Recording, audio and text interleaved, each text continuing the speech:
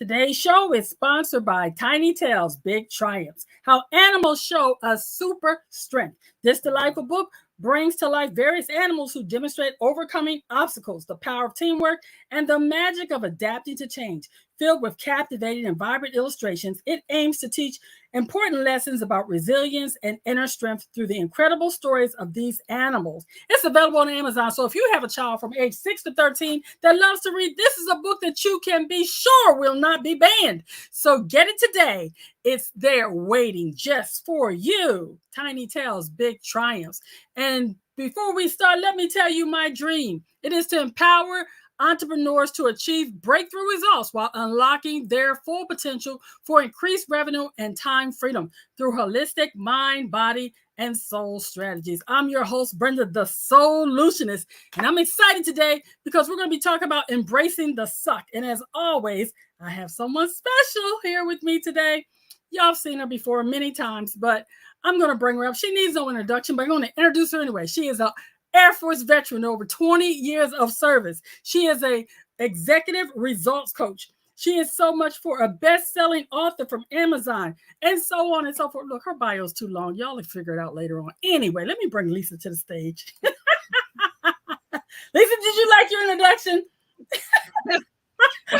We just like to overflow. I know that had to do with our conversation before coming on. Yeah, it did. Just because I figured, why not? What's she gonna do? Sue me?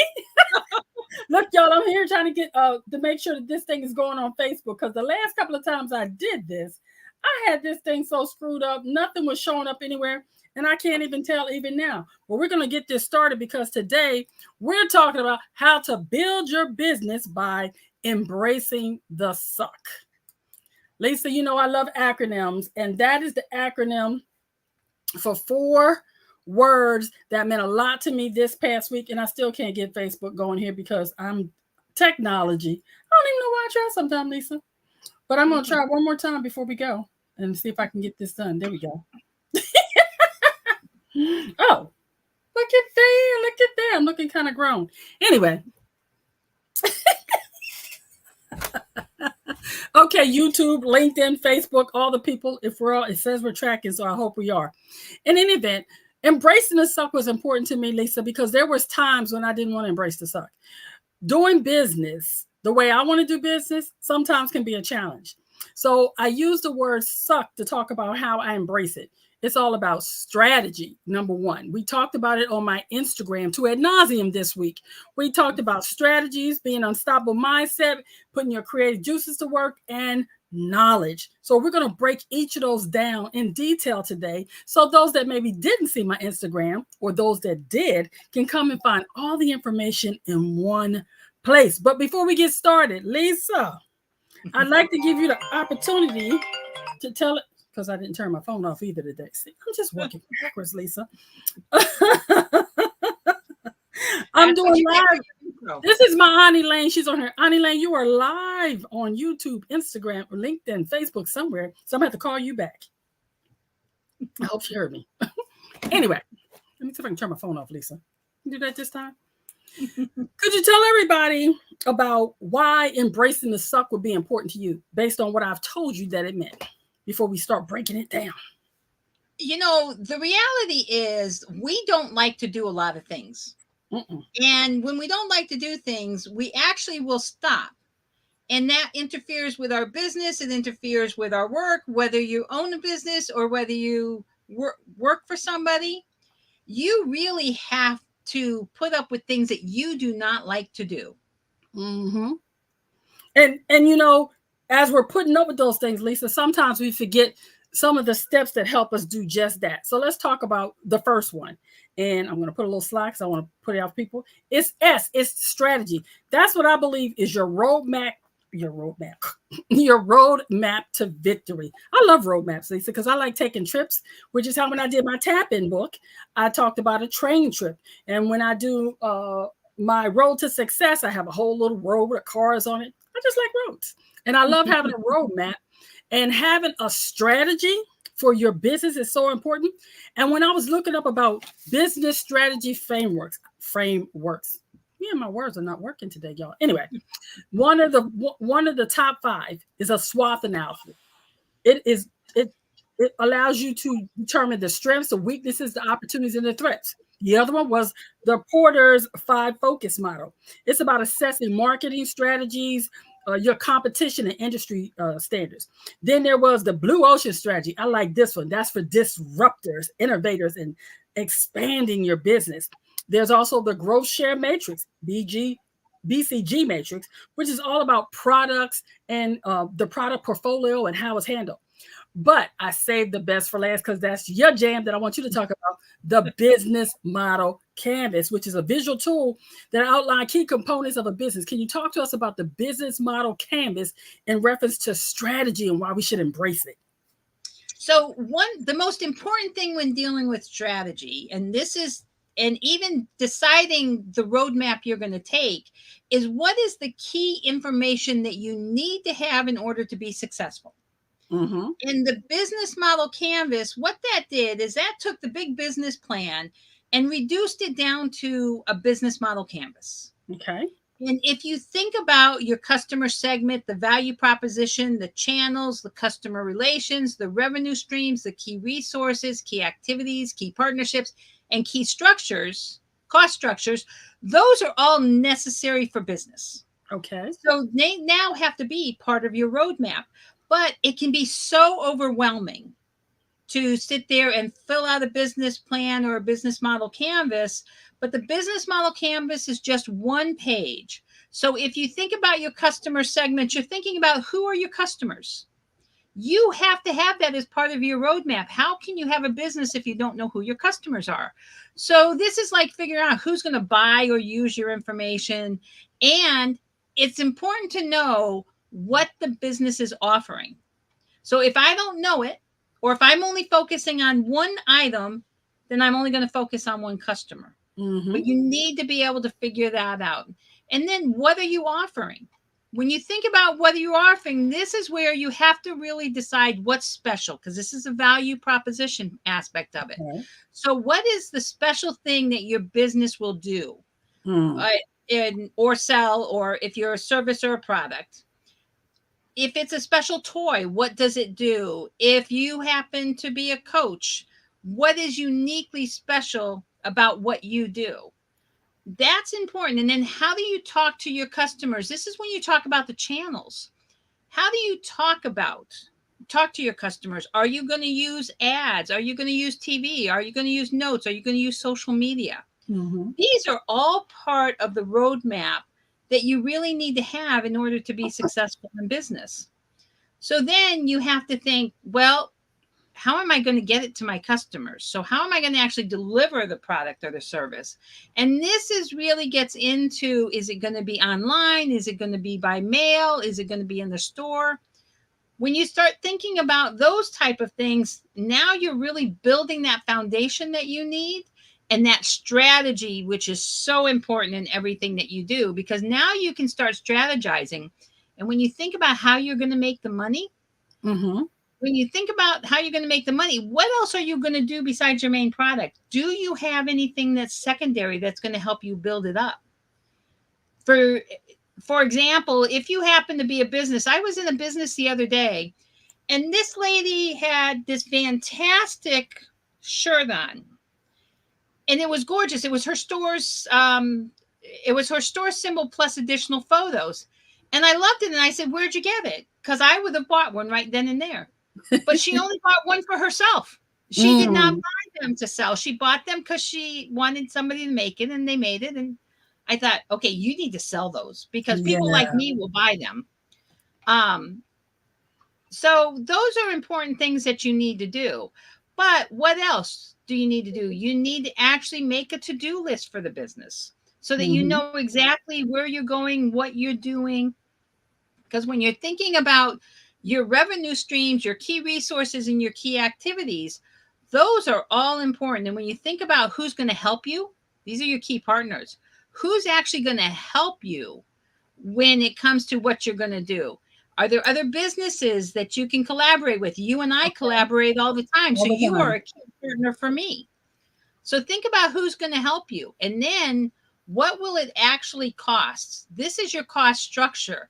This is the part of knowing how much money the business really needs to get everything done, paying materials and salaries and rent, etc. So when you think about the business model canvas, and having that template on score.org is fantastic because they've got really good resources there. That's a one pager. Once you put it together, you can put it on your wall, and it gives you a full picture of your business. And when you have that picture, it's easier to create your strategy because you're not guessing. You have everything mapped out, which is why I call it a roadmap to help you be successful. And we have the link there below. You can just go to score.org and click on template, or you can use this entire thing here to find it. So that's part of our strategy. Having a clear strategy for your business is important. But when we move past from the strategy, Lisa, our next step in embracing the suck is the you. U is for unstoppable. It's about the power of the positive mindset. And I cannot stress more than enough that your mindset matters. And it matters because when you're not clear on what you want to do or why you want to do it or who you're going to serve, it can get things really jumbled up. Oh, absolutely. Without a doubt. That positive mindset, it has to be there from the beginning to the end. When you think about a positive mindset, if you're looking at and you are at a point where you're overwhelmed, or let's say that you're not getting any customers, because there's a lot of people who are popular and not paid, because Brenda's got a course on that in her portal. But you can have all the positive mindset, but you have to take action on it. And enforcing that positivity is going to be a major key for you. And I think that a lot of people miss out on this part because they don't use the mindset to really think about the challenges that they are facing. They won't take the time to tackle those obstacles that will allow them to really focus in on their business. I remember when I first started, I didn't have the proper entrepreneurial mindset because I had bought into that notion about how because you work for yourself, your time is yours and you're not accountable to anybody. But guess what? I had to switch my mindset to understand that time management had to become a priority, and I was accountable to me when I failed to show up and do the things I needed to do because I was in that fantasy zone of what a business actually is. Getting a solid entrepreneurial mindset is important because it will mean that you will learn to become adaptable. You'll understand the need to embrace the power of the pivot. When something's not working, you will have a mindset that allows you to change it and not stick in patterns. And I'd like you to address that for a minute in reference to the time management, because you taught me a very valuable thing as a results coach about how to account for my prep time and my post-production time in addition to the time it takes for me to do a meeting. Can you discuss that for a moment? Yeah, so what we have to remember when we look and do the math for how much time and how much money we're charging clients, and more importantly, how much money we're actually making, what we have to do is we really have to think about how much time it's really taking us. A 15-minute meeting with me for my coaching is not just 15 minutes. That 15 minutes is 2 hours of my time because I have to do the research ahead of time. We have the 15 minutes, then I do the follow-up with you afterwards. So even though you only have 15 minutes with me, the reality is it's 2 hours of my time of working with you.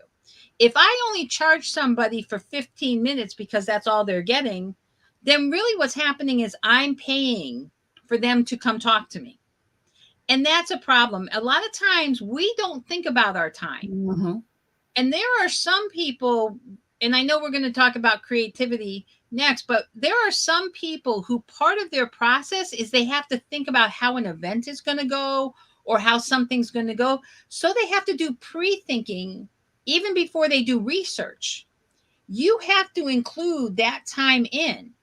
Mm-hmm. And that's always going to be important when it comes to time management. The positive mindset in this particular case, it's and I know it's going to sound negative, but you have to remember that time is not renewable and it is not rechargeable.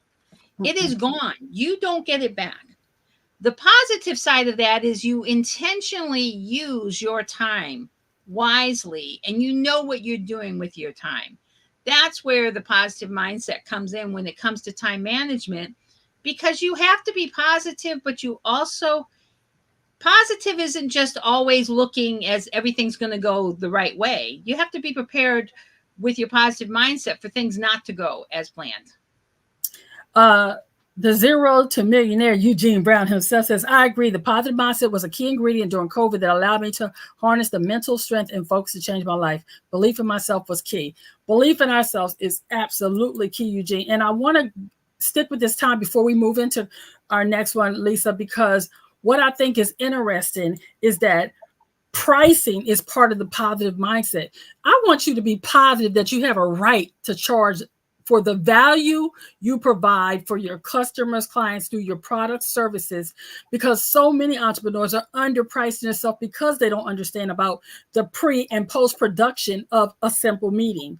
When I started factoring in pre and post, that's what I call it. It may be called something else for those that love to send me DMs and correct my business terminology. I have discovered that I no longer feel guilt about charging $250 for a strategy session, Lisa, because I know what it takes for me to prepare and do the research so that I can help somebody strategize to do their time. So when you pay attention to the value you add, and you will no longer charge by the hour, you will charge by the value. And when you begin to get a sense about value pricing, you will get a positive entrepreneurial mindset that allows you to understand you are worth your fee. That will move us. Okay. Can I step back in there for a second? Mm-hmm. I also want to point out what you have to remember, that part of that is also your skill set.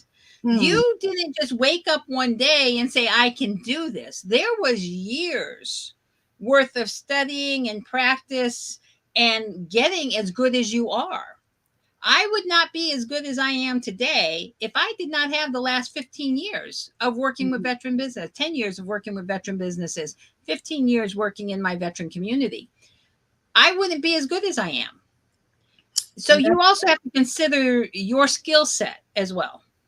And we do. And when people join the Solutionist portal, Lisa, we talk about it. We break it all down so that they're clear on their value, because one of the biggest hurdles I often have to cross with my clients is the fees they charge and the fees I'm charging them. But once I lay it all out for them, which I clearly do inside my monthly group coaching program, they never again question the prices that they charge their clients or that they're being charged for coaching, because I always say coaches need coaches. The next letter in the suck is C. It's for creativity, thinking outside the box.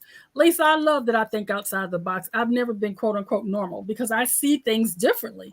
I have often said in my writings, I see things other people often miss. I am a creative by nature. I love doing crafts. I love building. I love creating. And when it comes to business, I love the foundation of business, like the business model canvas, business plans, the business models, learning all the stuff that makes the business of doing business actually go. But then I always ask myself, what do I need to do to make it go for me? A formal business plan, I've done one, I have one, and I can refer to it, but I needed something a little bit different. And I encourage entrepreneurs to, when they're doing the business of doing business, to do business their way so that they build business that thrive, that they love. And so creativity for me comes naturally, but I know it doesn't come natural for everybody. What are your thoughts about the creativity access of embracing the suck? I'm not going to lie. I didn't know creativity didn't come naturally for people until like maybe 10 years ago. It's like, wait a minute, why? We're going to get past that, but it is absolutely true. I have always thought outside the box. I'm one of those people that believe in not only breaking the box, but jumping out and picking up the pieces and throwing it away. Mm-hmm. Because creativity has to be there. And if you're not creative, You can Google a variety of different things. You can use AI, you can use Pinterest, you can use anything you want. The reason that you have to think outside the box and the reason you have to be creative is because we're in an environment where the status quo doesn't work. The norm doesn't work. Everybody is doing what everybody's doing. We are literally doing the same thing. There's very rarely anything new. There's always something new, but there's very rarely something new. So you need to find a way to take what you have and be creative with it. Think about different ways that you can market it. Think about different ways that you can do it within your own organization. You know, a lot of times when we have employees, they're afraid to be creative because the owner, the CEO, the manager, the VP, whoever it is, doesn't open the door to creativity, doesn't say, go ahead and try it. If it fails, oh, well, no big deal. Some people are afraid of creativity because it's outside the box. But if you think about someone like Steve Jobs, who, when he wanted to build an iPod, the reality was everybody laughed at him. You're not going to put music on this with pictures on this and graphics on this and all the different things that he did throughout the years. When Walt Disney wanted to create Disneyland, no, you can't create it because, you know, we have all these small little things. And Walt Disney was like, no. And Roy Disney went and found the money to do it. So thinking outside the box and being creative helps you stand out from the rest. It helps with your value proposition. It helps with your unique selling proposition. It also helps you stand out as somebody who knows what you're doing. I think what's important about creativity for me, Lisa, is that it allows me to be different. I always say, why be a carbon copy when you can be a designer original? You know, one of the things that I love about unique things is that they're unique. When something stands out, it's like when you see they have like the all white balls, there's always one person that's going to show up in some color. And what happens in that sea of white, that person will stand out. Now, although people might be talking about them, didn't they get the memo? This is an all white ball. Why does she have on red? Why? Because she's an individual and she doesn't have a problem being a disruptor. And what may be disruptive from others' points of view is the reality of is when the all white ball is over, everybody's going to be talking about the woman in the red dress. And I love that. So I say, be yourself, be authentic, and by all means, be creative. I see here that we have one of our favorite people. Creativity allows for something new instead of a cookie cutter business. Absolutely. And she threw in there also earlier, positive mindset and time management is imperative. Yes, it is. You know, Lisa, when you put all of that together, it takes us right into the final letter of Embracing and Suck, which is K. That's for knowledge, fueling your growth.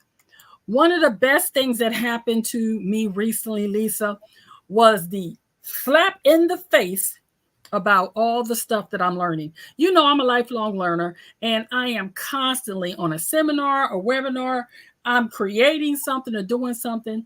And this crazy woman had the nerve to say, but are you taking action? I don't know. Who was that? Maybe Lisa. Anyway. What are you doing with the training you're taking is really the question. There it is the reality is we don't know what we don't know, but we can get to such a place that all we're doing is consuming, and then we're not taking action on the things that we already know. So we're not growing in the sense of we're growing, but we're not growing our businesses. So I wanted to talk a little bit about knowledge and the importance of taking action on that knowledge so that it does not become yet another consumed object that is sitting in our proverbial business toolkit. There you go. I always refer to the phone. Absolutely. Every single time, the first thing I bring up when it comes to not only fueling your growth, but utilizing the information you learn. Your phone has so many resources on it for a business, but yet we use it as a phone, text, and maybe email. We don't use it for all the tools that it has for the taking the time. When I taught one of the classes a while back, I had them read up on the iPhone, because that's what everybody had at the time, was the iPhone. And I had them read all the different unique things you could do.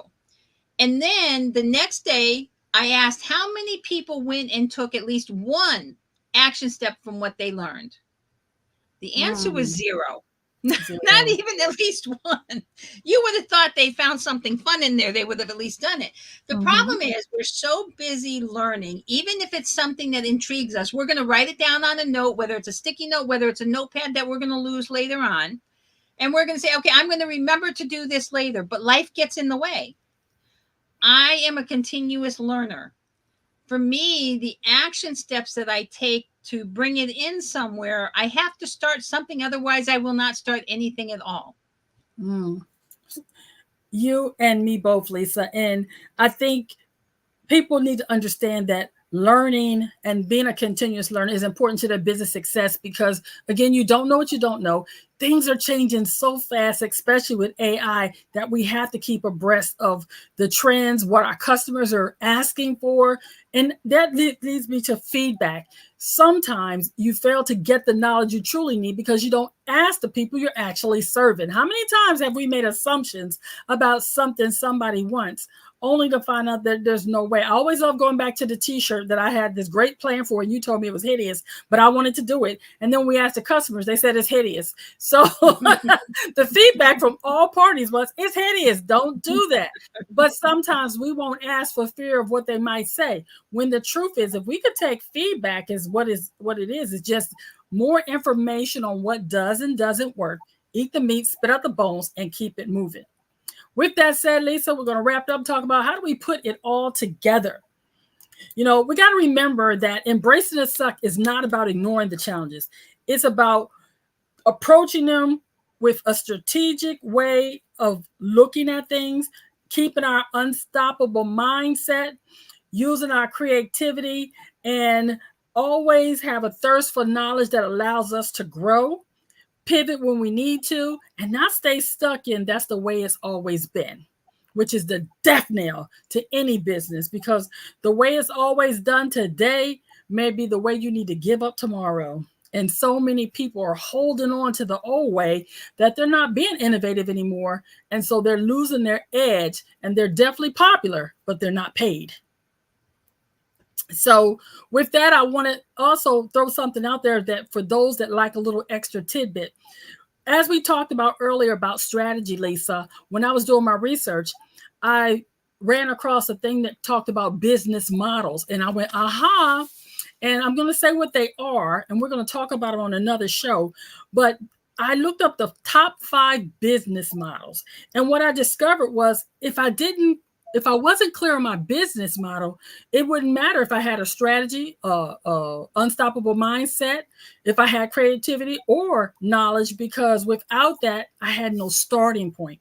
And the business models I'm talking about is how I'm going to offer my customer my product or my service. Am I going to use a subscription model like I do in the Soulutionist portal, where you pay a monthly fee and you can have a subscription? Same thing with like Netflix and Disney, Hulu, all subscription model. Do I have a freemium model?